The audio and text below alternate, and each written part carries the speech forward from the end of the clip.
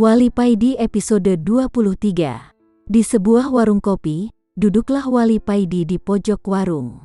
Di sebelahnya pintu masuk, Wali Paidi pesen kopi klasik 1 cangkir, karena hanya menu itu yang menurut Wali Paidi yang terasa kopi.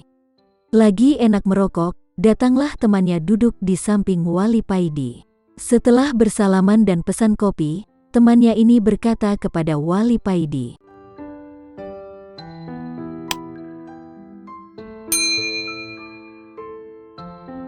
"Bro, aku abis menggoda setan," ucap temannya. Wali Paidi hanya bergumam dan tersenyum. Teman Wali Paidi lalu bercerita, "Sudah 2 hari ini bro, setiap aku mau sholat isya, setan mendatangiku, kakiku dipijit, rambutku dibelai, dan mataku ditiup olehnya, dan akhirnya aku kalah." Setelah menyalakan rokoknya, teman Wali Paidi ini melanjutkan ceritanya dengan penuh semangat. "Dan tadi di hari ketiga, aku berpura-pura terbuai oleh pijatan setan, tapi lama-lama aku mulai hanyut dan benar-benar mau tertidur. Ketika mataku mau terpejam, aku bentak tubuhku untuk bangun, dan akhirnya aku bangun dan sholat isya. Aku puas bisa membuat jengkel para setan yang gagal memperdayaiku." "Apa kamu bisa melihat setan?" tanya Wali Paidi. "Tidak, tapi aku bisa merasakannya," jawab temannya. "Sebenarnya setan tetap berhasil menggodamu," kata Wali Paidi. "Kok bisa begitu? Coba sampeyan jelaskan," pinta temannya. "Kamu sholat isya sudah bukan karena Allah, tapi karena pingin membuat jengkel para setan, padahal setannya gak jengkel, malah senang melihatmu melakukan itu," jelas Wali Paidi. "Masya Allah, iya, aku gak menyadari hal itu. Terus selama ini gimana caranya sampeyan melawan hawa nafsu?"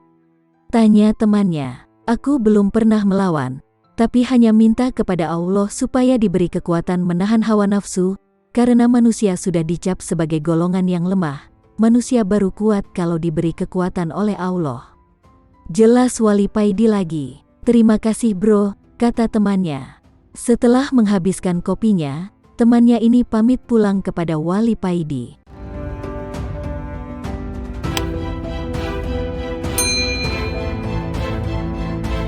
Tidak lama berselang, datang lagi teman Wali Paidi, tapi sikapnya beda dengan temannya yang tadi.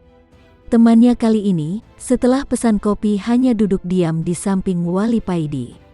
"Ada apa bro, soal jodohmu ya?" tanya Wali Paidi. Mendengar pertanyaan itu, wajah teman Wali Paidi ini terlihat berubah, terlihat sumringah. "Iya bro, ini kan sudah 2014, sedang jodohku belum ada juga. Padahal aku sudah minta kepada Allah, dan juga sudah minta didoakan oleh banyak kiai," jawab temannya. "Sebenarnya Allah sudah memberimu jodoh setiap kali kamu memintanya," jawab Wali Paidi datar. "Tapi bro, kok sampai sekarang aku belum nikah?" protes temannya. "Itu karena setiap kali Allah memberimu jodoh, kamu menolaknya, karena merasa jodoh yang diberikan oleh Allah tidak sesuai dengan selera dan kekarepanmu," jawab Wali Paidi. Teman Wali Paidi ini terdiam mendengar jawaban Wali Paidi, dan nampak kalau hatinya belum bisa menerima dengan apa yang diomongkan oleh Wali Paidi ini. "Kamu tidak bisa mengatur Allah untuk memberimu jodoh yang sesuai dengan keinginanmu. Allah Maha Perkasa, gak bisa hambanya yang lemah seperti kita ini mengaturnya. Tapi, walaupun begitu, Allah tetap Maha Rohman. Setiap kamu menolak dan lalu minta lagi, Allah tetap memberimu, sampai kapanpun Allah tetap mengabulkan permintaanmu, biarpun kamu berkali-kali menolak pemberian Allah tersebut," jelas Wali Paidi. "Lalu bagaimana bro?" tanya teman Wali Paidi. "Gantilah doamu, jangan mengatur Allah, mintalah kepada Allah supaya hatimu kuat dan tabah menerima jodoh yang diberikan oleh Allah kepadamu," jawab Wali Paidi. Temannya ini sekali lagi terdiam, dan tetap masih belum juga bisa menerima apa yang diucapkan oleh Wali Paidi.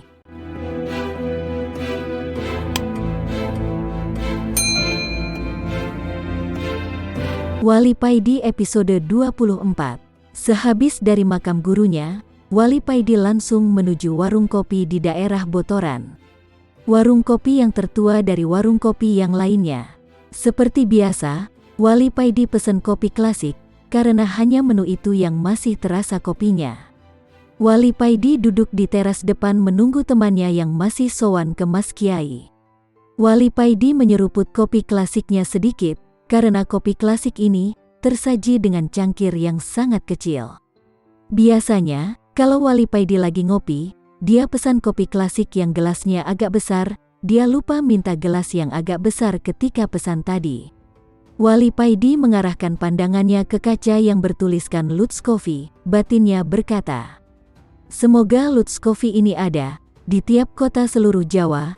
Lutz Coffee ini didirikan sejatinya untuk kesejahteraan umat, bukan untuk memperkaya diri. Siapapun yang ngopi di sini, ikut andil dalam mensejahterakan umat." Tak lama kemudian, teman Wali Paidi datang. Setelah temannya ini duduk, Wali Paidi bertanya kepadanya, "Dibilangin apa saja sama Mas Kiai?"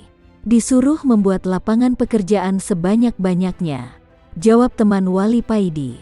"Disuruh langsung praktek, khairunas anfauhum linas," kata Wali Paidi. "Iya Kang," kata teman Wali Paidi. Memang salah satu karomah para wali saat ini adalah bisa memberi pekerjaan kepada orang lain. Jelas Wali Paidi, tapi ada yang mengganjal di hati tentang perkataan beliau, kata teman Wali Paidi. "Apa itu?" tanya Wali Paidi. "Mas Kiai sangat tidak suka kalau melihat anak muda yang kerjaannya mancing," jelas temannya. Wali Paidi tertawa terbahak-bahak. "Kita kan tahu, Mbah Kiai di Mojokerto juga sering mancing," jelas teman Wali Paidi. Wali Paidi menyedot rokoknya dalam-dalam, lalu dia bercerita.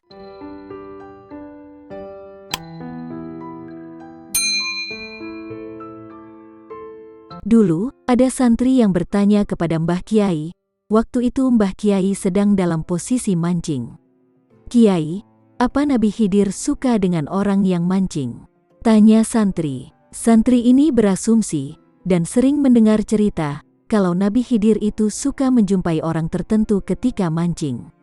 Bukan begitu, Nabi Khidir itu suka dengan orang yang mempunyai jiwa yang tenang, dan biasanya orang yang mancing itu mempunyai jiwa yang tenang, jawab Kiai. Setelah mendengar cerita Wali Paidi, temannya ini bertanya kepada Wali Paidi, "Terus, tentang dawuh Mas Kiai tentang mancing ini gimana?"